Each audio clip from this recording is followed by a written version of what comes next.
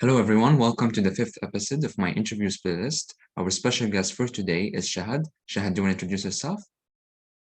Sure. Hi, everyone. My name is Shahd. I'm a second-year master's student in biomedical science at the University of Windsor. Awesome. So, what high school did you attend, and what volunteer and extracurricular experiences did you have? So when I first arrived in Canada, I went to Catholic Central High School for about a year, and then I continued my high school education at St. Joseph's High School. For the volunteer and extracurriculars, do you mean during high school? Yeah, during high school. So during high school, I worked as a waitress and cashier at a restaurant, and I also volunteered with the church youth group to guide children in different activities and events. And I also tutored some younger high school students in math. And I was learning piano. I was taking piano lessons for about 2 years during high school. I got to perform solo and ensemble in two church events. Yeah, that's about it. Oh, awesome. So, what undergraduate programs do you apply to, and how do you believe those experiences influenced you to apply to those programs? So I applied to biomedical science program at Western University, at Carleton, and at Ottawa University. And I believe like those experiences collectively improved my communication and teaching skills. And these skills are really important, like when you're doing undergrad, whatever program it is. But what mainly influenced me to choose biomedical science program is enjoying and excelling at the science courses during high school. Yeah, for sure. Those are important transferable skills which can be applied to any field. And like, what undergraduate program did you end up choosing? So I chose biomedical science at the University of Ottawa. Awesome. And what was the reason behind choosing that program? So I really liked the description of the program at U Ottawa, and I felt that it's more advanced than at other universities. And so I felt that this would allow me, like, it would enhance my knowledge and it would allow me to challenge myself to be better prepared for like my future career. Fantastic. So let's start from your first year at university. How did you feel the transition from high school into first year was, and especially in a new city where you were like living by yourself, away from your parents? Mhm. It wasn't easy at all. Actually, it was a really challenging as well as exciting experience. So it was first year was hard because, as you said, transition from high school to university is really difficult. You have to develop new study strategies, and you have to be flexible about changing things in your daily life to be able to succeed at the university. So, and it also had a lot of like hard courses and a lot of labs. So first year was really hard in terms of that. On top of that, I was like living independently too. So you have all the responsibilities of buying groceries, washing clothes, etc. So yeah. Awesome. So what extracurriculars were you like involved in your first year, or were you preparing yourself to be involved in your upper years?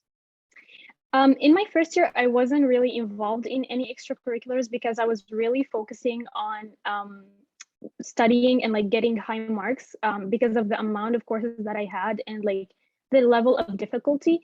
And because it was the transition, I didn't really want to like I wanted to focus on studying and like getting good marks during that first year and developing study strategies. And then later on, I can like get involved in volunteer and other experiences. Oh, amazing. And how do you believe your like second, third, and fourth years were different than your first year? And how was your first year like a preparatory year for you? What skills did you gain in your first year, which helped you in your upper years? So in my first year, I developed better time management skills, better organization skills, and those are really important skills that helped me succeed in second and third and fourth year. My second year was also a bit hard because of the courses, like I had biochemistry, genetics, biostats, Orgo 2. These are all hard courses, so it was also kind of difficult. But what I did for my second year is I actually took only 4 courses each semester, and then I took the 2 courses that are left in the summer. And I was also involved in volunteering at a food bank in the summer. My third year was better. My third year and my fourth years were better and were easier a bit. And they also had more of the courses that I actually enjoy, like microbiology, molecular biology, all kinds of psychologies, because I really love to take psychology. So I took lifespan, social psychology, psychopathology. So my third and fourth years were better than my first and second years. Awesome. And how did those extracurriculars and volunteer experiences prepare you for your graduate program which you're currently pursuing? Did you do any research? Yeah, if you can Yeah. elaborate more on Yeah. that. Yeah. So what mainly like influenced me to choose a master's program or to pursue a master's program is my research experience in third year. So what I did is I was involved in, it's called Undergraduate Research Opportunity Program, Europe. And it's kind of like a research program as well as a scholarship.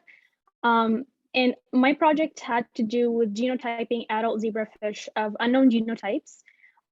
So basically what I did is like I extracted genomic DNA samples from the scales of fish, and I ran PCR and jet electrophoresis to identify the genotypes of the fish. And this experience was like hands-on work in the lab, and it really got me interested in research. Oh, awesome.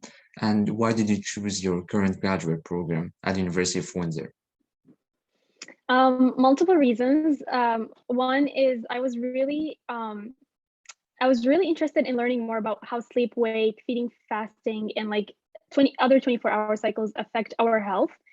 And I found a very good circadian stem cell biology lab at U Windsor that had interesting research.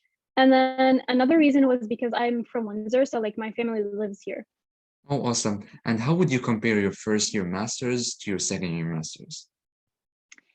Um, First year master's had more than just research. I had to take two courses in my first year master's.